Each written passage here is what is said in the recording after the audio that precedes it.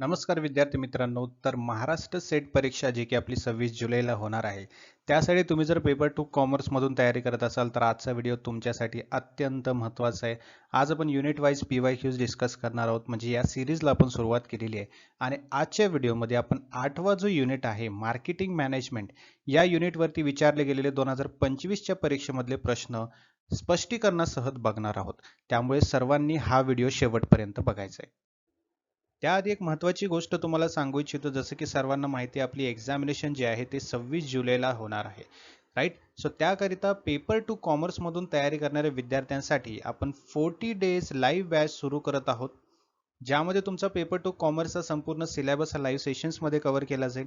तुम्हाला जर live session attend करता नाही आलं एखादा दिवस तर तुम्हाला रेकॉर्डेड व्हर्जन पण त्याचं मिळणार आहे. त्यासोबतच स्टडी मटेरियल जसं की कंप्लीट सिलेबस नोट्स म्हणा, मॉक टेस्ट म्हणा, है ना, PYQs विथ एक्सप्लेनेशन, त्यासोबतच काही डाऊट्स असतील तर ते डाऊट क्लिअर करण्यासाठी doubt clearing session, marathon session असतील. आणि सगळ्यात महत्त्वाचं, पेपर 2च्या प्रिपरेशन सोबत तुम्हाला पेपर 1चंही प्रिपरेशन करता येणार आहे. त्यामध्ये तुम्हाला पेपर 1ची लाईव्ह बॅच ही फ्री ऑफ कॉस्ट मिळणार आहे. ओके. सो अजिबात उशीर नाही करायचं. या नंबरवरती व्हॉट्सअप मेसेज करा किंवा व्हॉट्सअप कॉल करा आणि प्रिपरेशनला सुरुवात करा, किंवा ग्लोबल ऑनलाईनचं ॲप्लिकेशन डाउनलोड करा. ॲप्लिकेशनच्या थ्रू सुद्धा तुम्हाला बॅच जॉईन करून हे प्रिपरेशन करता येईल. अजिबात उशीर करू नका. 40 दिवसच उरले. 40 दिवसात आपल्याला प्रिपरेशन कंप्लीट करून ही एक्झाम क्वालिफाय करायची आहे. पहिला प्रश्न बघा काय म्हणतोय मार्केटिंग मॅनेजमेंट वरचा. The concept of marketing mix, ठीक आहे, मार्केटिंग मिक्स एक कन्सेप्ट आहे, सर्वांना माहितीच आहे ना. Was originally popularised by the Jerome McCarthy containing how many elements. Marketing mix ही संकल्पना जेरोम मॅककार्टी यांनी लोकप्रिय केली. या संकल्पनेमध्ये किती घटकांचा समावेश होता? 3 Ps, 4 Ps, 5 Ps की 7 Ps? हे तर आपण कॉलेजला असल्यापासून शिकत आलेलो आहोत, बरोबर आहे ना. ते कुठले आहेत? 4 Ps आहेत. Product, price, place and promotion. हे काय आहेत? आपले 4 Ps. मार्केटिंग मिक्स मधले 4 Ps आहेत. याला मार्केटिंग मिक्स का म्हणतात? कारण यामध्ये चारही गोष्टी येतात, बरोबर आहे की. याच्यामध्ये प्रोडक्ट पण येतं, याच्यामध्ये प्राइस पण येते, याच्यामध्ये प्लेस पण येते आणि याच्यामध्ये प्रमोशन पण येतं. या सर्व गोष्टी एकत्रित मिक्स झालेल्या आहेत, त्यामुळे याला मार्केटिंग मिक्स असं म्हटलं जातं. ठीक आहे. पुढचा प्रश्न अगदी महत्त्वाचा प्रश्न आहे, PLC वरती दिलेला आहे. मॅच द फॉलोइंग वाला प्रश्न आहे. PLC म्हणजे प्रोडक्ट लाईफ सायकल. ठीक आहे. लिस्ट 1 मध्ये PLC स्टेजेस दिलेले आहेत आणि लिस्ट 2 मध्ये त्याचे स्ट्रॅटेजी दिलेले आहेत. ठीक आहे. PLC स्टेज जसे की इंट्रोडक्शन, ग्रोथ, मॅच्युरिटी, डिक्लाइन हे दिलेलं आहे. आणि दुसरं स्ट्रॅटेजी मध्ये आपल्याला दिलेलं आहे की रिडिफायनिंग टार्गेट मार्केट्स, म्हणजे जे काही टार्गेट मार्केट आहे, मार्केटमध्ये जे आपण टार्गेट करतो ते रिडिफाईन करणं, त्याची पुनर्व्याख्या करणं. Second, reduce the number of distribution outlets, म्हणजे वितरण केंद्र जे आहे त्याची संख्या कमी करणे. तिसरं आहे इम्प्रूव्हिंग प्रोडक्ट क्वालिटी, आपलं जे काही प्रोडक्ट आहे, आपल्या जे काही वस्तू आहेत, है ना, त्याची गुणवत्ता सुधारणं, म्हणजे उत्पादनाची गुणवत्ता सुधारणं. Establish a clear brand identity, है ना, जी ब्रँड आहेत त्याची जी ओळख आहे ती ओळख निर्माण करणे. That is the fourth one. So यामध्ये काय आहे? इंट्रोडक्शन म्हणजे काय? इंट्रोडक्शन म्हणजे डायरेक्टली आपला जातो फोर्थ पॉइंटला, establish a clear brand identity. समजलं? म्हणजे तुमच्या एका ब्रँडची आयडेंटिटी निर्माण करणं हा इंट्रोडक्टरी पार्ट झाला पहिला. देन यू हॅव ग्रोथ, है ना. ग्रोथ कशी होणार? उत्पादनाची गुणवत्ता सुधारली तर. मागणी आणि स्पर्धा इथे वाढायला लागते, अधिक ग्राहक आकर्षित होत असतात, है ना. मग ते आणखीन आकर्षित करण्यासाठी तुम्हाला तुमच्या उत्पादनाची क्वालिटी, तुमच्या प्रोडक्टची क्वालिटी ही इम्प्रूव्ह करावीच लागेल, बरोबर आहे ना. त्यांचे वैशिष्ट्ये म्हणजे जे काही फीचर्स आहेत तुमच्या प्रोडक्टचे, जे काही क्वालिटी आहे तुमच्या प्रोडक्टची ती सुधारली पाहिजे. That is the growth one. आणि तिसरा आहे मॅच्युरिटी. मॅच्युरिटी म्हणजे काय? इथे मग येतो तुमचा फर्स्ट पॉईंट, रिडिफायनिंग टार्गेट मार्केट्स. ठीक आहे. इथे काय होतं, मॅच्युरिटी लेवलला तुमची जी विक्री आहे, तुमचा जो सेल आहे तो स्टेबल होतो, राईट. आणि जो काही बाजार आहे तो पूर्णपणे संतृप्त होऊन जातो, है ना. इथे नवीन ग्राहक जे आहेत ते काय केलं जातं, नवीन ग्राहकाचं गट शोधायला लागतं, नवीन बाजारपेठांकडे लक्ष द्यावं लागतं. हे सगळ्यात जास्त इथं गरजेचं आहे. ठीक आहे. कारण तुमचं सेल आता स्टेबल झालेलं आहे, है ना. तुमचे सेल स्टेबल असेल तर तुम्हाला तर नवीन मार्केट शोधावं लागेल तुम्हाला आणखीन वाढवण्यासाठी, है ना. Then there is a decline part, है ना. वितरण केंद्राची संख्या कमी करणे, reduce the number of distribution outlets, है ना. विक्री आणि नफा इथे काय होतो, डिक्लाइन पोझिशनमध्ये थोडंसं घटायला लागतं, कमी व्हायला लागतं. खर्च कमी करण्यासाठी मग आपल्याला काय करावं लागेल, जो काही आपला काय म्हणतात त्याला डिस्ट्रीब्युशन आउटलेट आहे है ना, तो मार्ग कमी केला पाहिजे, आउटलेट्सची संख्या कमी केली पाहिजे, जेणेकरून तुमचं आणखीन थोडंसं जास्त लॉस होणार नाही. बरोबर आहे ना. So that is the decline part. So option B इथे एक्झॅक्टली बरोबर आहे. A introduction part for fourth, establish a clear brand. B growth part is going to the third point, improve product quality. C maturity, that is directly going to the redefining target markets. And D is 2. ठीक आहे, म्हणजे reduce the number of outlets. पुढचा प्रश्न, which objective of pricing relates to increasing market share among the following. खालीलपैकी किंमत निर्धारणाचे pricing कोणते उद्दिष्ट बाजारातील हिस्सा म्हणजे मार्केट शेअर वाढवण्याशी संबंधित आहे. हे प्रॉफिट रिलेटेड ऑब्जेक्टिव्ह म्हणजे नफ्याशी संबंधित उद्दिष्ट, की विक्रीशी संबंधित उद्दिष्ट, की ग्राहकांशी संबंधित उद्दिष्ट, की स्पर्धेशी संबंधित उद्दिष्ट. याचा राईट आन्सर आहे ऑप्शन बी, विक्रीशी संबंधित उद्दिष्ट. समजलं, मार्केट शेअर. आता इथे एक गोष्ट लक्षात घ्या, म्हणजे मार्केट शेअर जो आहे, ठीक आहे, हा वाढवणे म्हणजे हा संबंधित आहे तुमच्या सेल्स रिलेटेड ऑब्जेक्टिव्हशी, म्हणजे तुमच्या विक्री संबंधित उद्दिष्टाशी. बाजारातील हिस्सा काय असतो तुमचा, म्हणजे एखाद्या कंपनीचा जो विक्रीचा है ना, त्याचा जो उद्योग आहे, त्याचा विक्रीचा जो वाटा आहे, त्याचा जो भाग आहे सेल्सचा, तो बाजाराचा हिस्सा असतो. ठीक आहे, मग एखादी कमी किंमत लावून, सवलती देऊन, आकर्षक किंमत वापरून है ना, काय करू शकतो आपण, विक्री वाढवू शकतो. मग विक्री वाढल्यामुळे कंपनीचा जो बाजारातला हिस्सा आहे तो सुद्धा वाढणार आहे. ओके, सो सेल्स रिलेटेड ऑब्जेक्टिव्हशी हा संबंधित आहे तुमचा मार्केट शेअर. पुढचा प्रश्न, in relation to factors affecting promotion mix decisions which one is not consistent. Political stability, type of product, size of market और stage of product life cycle. बघा, promotion mix जे आहे, प्रमोशन मिक्स म्हणजे काय, जिथे advertisement आहे, sales promotion आहे, personal sales आहेत म्हणजे वैयक्तिक विक्री आहे, तुमचा जनसंपर्क आहे है ना, प्रत्यक्ष विपणन आहे, ह्याचं मिश्रण म्हणजे तुमचं आहे प्रमोशन मिक्स. ओके, मग या प्रमोशन मिक्समध्ये असा कुठला पॉईंट आहे जो की कन्सिस्टंट नाही असं विचारलेलं आपल्याला है ना, तर तो आहे तुमचा पॉलिटिकल स्टॅबिलिटी. राईट.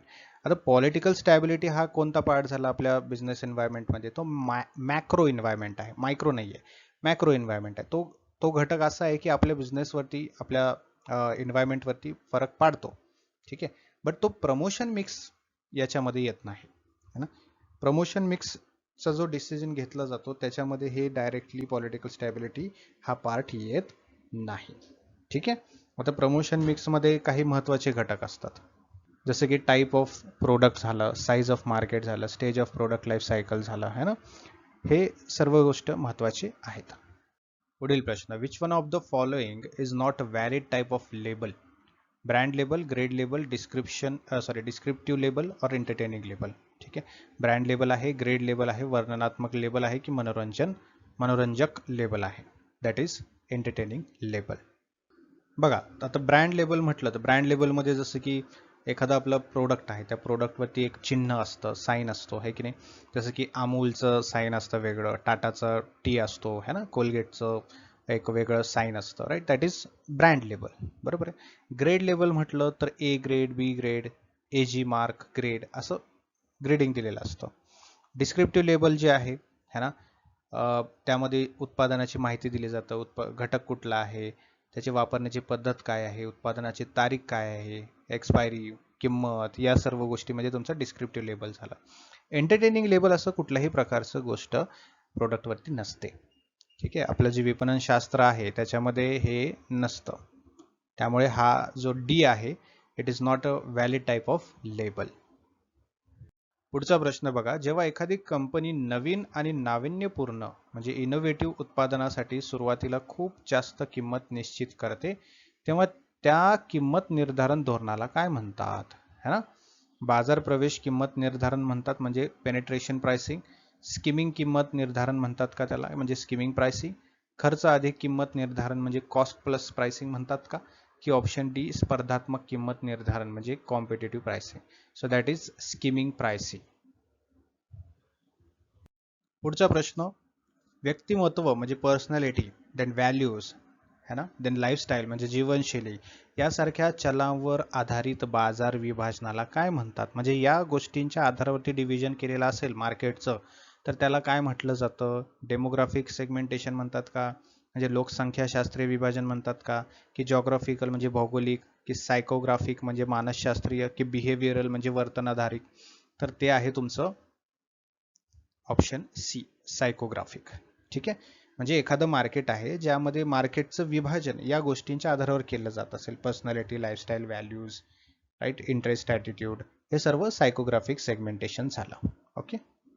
पुढील प्रश्न, खालीलपैकी कोणती वितरण वाहिनी चॅनल कन्फिग्युरेशन प्रत्यक्ष विपणन रचना म्हणजे डायरेक्ट मार्केटिंग स्ट्रक्चर, बरं विपणन मी शब्द वापरतो याचा अर्थ मार्केटिंग आहे बरं का, विपणन म्हणजे मार्केटिंग, डायरेक्ट मार्केटिंग स्ट्रक्चर दर्शवते?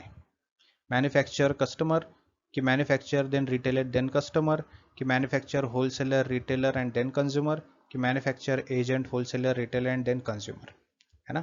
राईट आन्सर आहे option A, manufacturer and consumer. ह्याला म्हणतात डायरेक्ट मार्केटिंग. काय आहे डायरेक्ट मार्केटिंग? कारण सोपं आहे बघा ना, प्रश्नच विचारला आपल्याला डायरेक्ट मार्केटिंग कुठलं आहे, आणि त्यात ऑप्शन पण असे दिलेत की जिथे मध्यस्थ आहेत, बरोबर की नाही? इथे काही ठिकाणी किरकोळ मध्यस्थ आहेत, काही ठिकाणी 2 मध्यस्थ आहेत, काही ठिकाणी अनेक मध्यस्थ आहेत. मध्यस्थ जिथं असेल तिथे डायरेक्ट मार्केटिंग कशी असेल? डायरेक्ट मार्केटिंग म्हणजे एका जागेवरून डायरेक्टली दुसऱ्या जागी, ते झालं manufacturer to customer. Which of the following is not considered a type of direct marketing? Web marketing, telemarketing, email direct marketing और डायरेक्ट मेल मार्केटिंग. ठीक आहे, मगाशी विचारलेलं डायरेक्ट मार्केटिंग कुठलं आहे, आता इथे काय विचारलं, which of the following is not considered a type of direct marketing. Direct मार्केटिंगचा टाईप नाही, म्हणजे एकाच परीक्षेमध्ये कसा प्रश्न आलाय तुम्हीच बघा. ठीक आहे, तर याचा राईट आन्सर आहे web marketing. Okay, web marketing याचं राईट आन्सर आहे. आता वेब मार्केटिंग म्हटलं तर इंटरनेट असेल, वेबसाईट असेल, त्याच्याद्वारे ग्राहकांशी भेट घेणं, त्यांच्याशी संपर्क करणं. टेलिमार्केटिंग म्हणजे दूरध्वनीद्वारे, ईमेल मार्केटिंग म्हणजे ईमेलद्वारे, डायरेक्ट मेल मार्केटिंग म्हणजे एखादं पत्र पाठवणं, एखादं ब्रॉशर, एखादं कॅटलॉग, है ना, ह्या सर्व गोष्टीच्या मार्फत. सो वेब मार्केटिंग जो आहे इथे करेक्ट आन्सर येतो. ठीक आहे, पुढचा प्रश्न, a supply chain which includes the distribution of finished products and services is known as. तयार म्हणजे फिनिश्ड उत्पादन आणि सेवांचे वितरण समाविष्ट असलेल्या पुरवठा साखळीला काय म्हणतात? बाह्यगामी रसद म्हणजे आउटबाउंड लॉजिस्टिक, इनबाउंड लॉजिस्टिक म्हणजे अंतर्गामी रसद, सप्लाय ऑफ गुड्स म्हणजे वस्तूंचा पुरवठा, की ट्रान्सपोर्टेशन म्हणजे वाहतूक. So right answer is option A, outbound logistic. So this is all about today's all MCQs of 2025 examination of MS Set Commerce Paper 2. एक विसरू नका की येत्या 15 जून पासून आपली 40 दिवसाची बॅच जी आहे ते सुरू होत आहे, आणि या 40 दिवसामध्ये तुम्हाला तुमचं प्रिपरेशन बूस्टअप करून येणारे एक्झामिनेशन क्वालिफाय करायचे आहे. तर अजिबात विसरू नका, या नंबरवरती आजच व्हॉट्सअप मेसेज करून किंवा व्हॉट्सअप कॉल करून तुम्ही ही बॅच जॉईन करायची आहे, किंवा ग्लोबल ऑनलाईनचं ॲप्लिकेशन डाउनलोड करा, ॲप्लिकेशनच्या थ्रू पण तुम्हाला ही बॅच जॉईन करता येईल आणि तुमचं प्रिपरेशन बूस्ट करून तुम्हाला ही येणारी एक्झामिनेशन क्वालिफाय करता येईल. काय करायचं आहे, प्ले स्टोअरवरती जायचं आहे, ग्लोबल ऑनलाईन सर्च करायचं आहे, इथे एक ॲप्लिकेशन दिसेल तो इन्स्टॉल करायचा आहे, ओपन करून घ्यायचं आहे. ओपन केल्यानंतर असं डॅशबोर्ड दिसेल, इथे खाली तुम्हाला एक ऑप्शन दिसतोय स्टोअर म्हणून, है ना, त्या स्टोअरवरती क्लिक करायचं आहे. स्टोअरवरती क्लिक केल्यानंतर एक सर्च बॉक्स दिसेल, तिथे तुम्हाला सर्च करायचं आहे MS सेट पेपर 2 कॉमर्स. असं सर्च केल्यानंतर तुम्हाला असं एक कोर्स दिसेल, त्या कोर्सवरती क्लिक करायचं, जॉईन नाव करायचं आणि प्रिपरेशनला सुरुवात करायची. ठीक आहे, अजिबात उशीर करू नका, वेळ कमी आहे, कमीत कमी वेळेमध्ये तुम्हाला प्रिपरेशन करून क्वालिफाय होता येईल. Okay, so thank you so much, have a great day, see you in the next session.